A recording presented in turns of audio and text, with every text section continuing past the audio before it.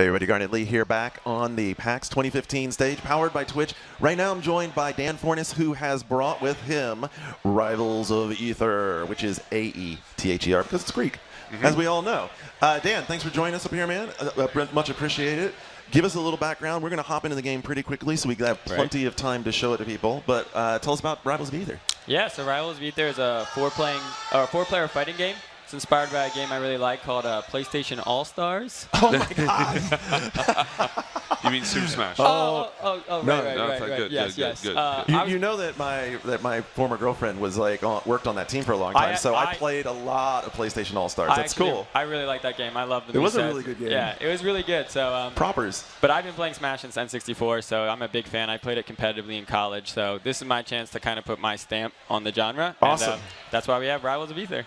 All right, well, I've already taken the dolphin. Okay. Or the orca, or whatever. Because I'm from Seattle, so I had to take, you know, the wild, free sea creature. Sure, dude. Yeah. Okay. Okay. Yeah. Yeah. No, sure. Rami's going to give me help for that. I'm Flambeer, so I want something on fire. I'm going to go with Fire Lion or Fire Lion. Fire Lion. Okay. And then I'll take Absa, our newest character. We're showing her off at PAX, so this is the first time people have gotten to see her. Cool.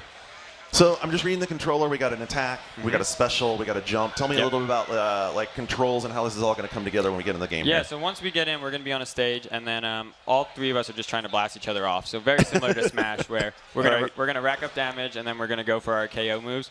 Our right stick is going to be our strongest attacks. So as you can see, you can either use the B button or the right stick. Once people get damaged, you're going to want to use those to blast them. Okay. And you can flick it forward, up, or down. It's Let's like go. a directional. Yeah, directional. Let's do this. Yeah. Let's go.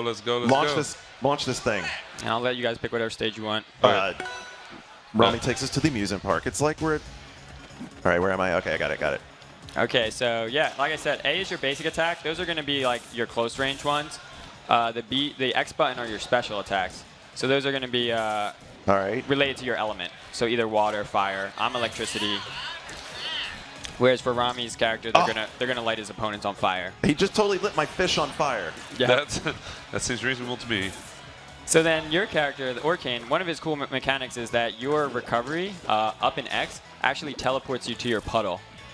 So that's how you get back on stage. Oh, whoa. So once you get knocked off, you're gonna want to teleport to your puddle. And I can use that anywhere on anywhere on this? Yeah, anywhere on the map. Great. You could be knocked off, or if someone's standing on it, it's actually a really good way to KO nice save. too. Nice save, player one. Nice play. Okay, so this is a very self-explanatory game. Yeah, and then the balance is around 1v1. So every character has different tools and how to deal with the different strategies that each character can do. Yeah, so it's actually very useful for me to be able to my whole teleport back to my puddle thing is genius. I mean, I can almost, especially against, I'm assuming that people who played more would see me abusing it and would know how to get me for that. Yeah. The trick is once you get better at the character, you can choose between either going to the puddle as you're way back on or using one of your other special moves to get back. So you have to kind of keep them guessing, because if you go there every time, then they're going to punish you for it. Yeah, that would make sense, right? Because then because I have a set spot, so they would know where to come back to me. Yeah, and it takes a while, so they can just wait for it to be over. Go. So what are some of the mechanics for the other characters? So Zetterburn, that's who Rami's playing. His mechanic is that his special moves will light his opponents on fire. And then if he can land a strong attack on someone who's on fire, it will send them twice as far. Oh, like that? Like that. Well, that was just him charging it, but... That was just me punching you, Gordon. Yeah, we had a lot of damage anyway, so we were going. But if he can light him on fire first and then smash him, then it'll have increased knockback. Nice. Oh, I have It looks like smash. There you go. So that was the consumed. That was the consumed one that he just killed him with. I didn't make that. Man, why'd you do that to me, Rami? What? I just want to punch you. And then my character, I'm actually putting a cloud out on the stage that the opponent has to be aware of, because I can either pop it or I can make a lightning bolt between me and my cloud. So Dan, in wanting to bring your own flavor to this, what were some of the key things that stood out to you in those games that you had liked, and the things you wanted to riff on to give them your own flavor? Right, so the big thing is I wanted a aggressive version of Smash, something very offensive heavy. Okay. So a lot of the characters have good movement options, like you can, Smash fans are familiar with wave dashing. You can wave dash in our game by air dodging into the ground. Okay, you got to explain that for folks, because not everybody knows this stuff. So first of all, let me back up for 1 second and be like... I just punched you while you were looking away. Just wanted to let you know that. Yeah. Smash then not taking it as so much of an offensive game because there's a lot of tactical awareness of to where. Yeah, okay, let me move on. Tactical awareness to where you are on the board and a lot of board management, right? Right. And as the series has progressed, each game has got kind of different style that's evolved, and people all have their favorite games. For the N64, there was a lot of combos, and then in Melee, there's a lot of combos and speed. And as it's gone on, the game is still competitive, but there's more defensive styles. Yeah. So Rivals is more focusing on the offensive style of the combat. So I want to have big, flashy combos. I want all the characters to look really cool as they're doing it, and that's kind of where I push the gameplay towards. Cool. And then for the So your character, Force Burner, he's a smoke character. He's all about deception. So your special moves are you can lay out smoke to obscure the stage and hide in it, or your forward special will actually duplicate you. One's AI and one's real. And we can just clear away the clone, but you can kind of trick out your opponent on where you actually are. I dig this. And then the last character we have out here, Maple, she's one of our newer characters. She's all about she's all about rushdown. Oh, okay. She has a ton of speed, and she's really good at getting in and staying close to her opponent. She doesn't want to give him time. Like as Crag, I want to pull rocks out, but you want to like stay close to prevent me from. Yeah, so I'm playing the like little ferret character. Yeah, yeah. And one thing I have this really cool tongue that I can lash out.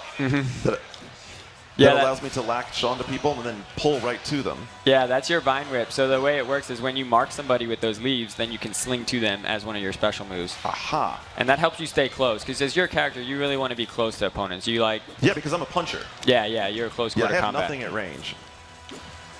I have to be really careful about that, because if I get ranged, obviously I'm in trouble. Yeah, if someone tries to keep you away, like the last character I was playing, Absa, who was the GOAT, she's going to try to keep you at range, whereas you're going to try to get in. So it's a pretty classic fighting game fight of zoner versus rushdown. Dude, you are like super into it. I get it. It's so funny to like hear all of those pieces being put to work in a new arena, right? Right. And I think that you're doing something that a lot of folks who played arena battlers would like sort of almost dream of, right? It's like, hey, I love the way these have gone together in other games, but I wanted to do it just a little differently. Right.